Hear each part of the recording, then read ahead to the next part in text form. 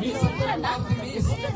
Noong nagkaroon po ng iskandalo sa budget at tinanggalan ang budget at PhilHealth, dahilan para nabago yung universal healthcare, ang pangako nila sa akin bilang motor ng batas. Sisiguraduhin namin sa mga susunod na taon, hindi mababa ang universal healthcare. Hindi lang natin bibigyan ng libreng tanghalian ang mga nabubutot na kabataan. Bibigyan natin lahat ng estudyante sa elementary at high school ng libreng tanghalian. Ito po ay ang Gabay Party List. Gabay sa kalusugan, gabay sa mas masensong buhay, number 139 sa balota. Sino po? Ano po ang ating party list? 139! Ano po ang ating party list? Gabay! 139! Ano po ang number ng gabay? 139! Maraming salamat po.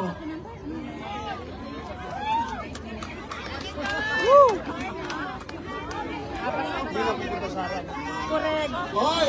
Sino ang ating host? Wala ang ating host. Salam. Okay. Lahat tayo. Sir, okay na?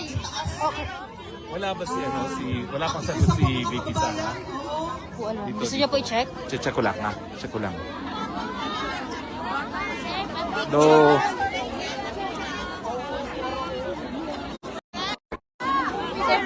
Wala pa eh. Wala pa. Pakisabi, pababain yung bata nasa taas. Paki-announce yung bata. Ay, rumakyan ko. Yung bata daw. Sumunod sa kahoy. Presence ng ating guest speaker na si attorney, ang spokesperson ng bayan, Attorney Harry Roque. Sir, Davao, sir. Ito po anak ang nasa puno po. Isang po, nakapo tayo makita lang po na Ako sulit tak. Tayo po, Picture na kami niya, no? Attorney Davao.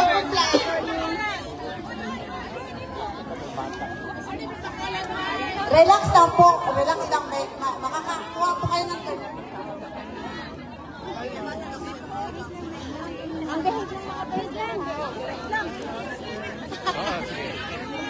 Sige, Victoria.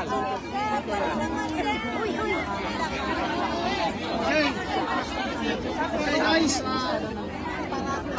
Hanggang dito na lang muna tayo. I need to stop this live now because the battery is getting low. Shout out kay Irene Newell, RT. Dito sa may Marifer, yung nasa pinakagitna, hindi yung malaki. Kamusta ka ni Ruben? Sa may sound system. Meron na alam niya ako. Meron ko na. Ako, baby, sabi ko na tulungan kami na, hindi na natin sa pagod na hindi na Saan siya nga din? akala ko yan. Nandito, tabi ko. Sound system, sa may pinakagilid. Basta pag nakita mo yung sound system, yun na yun.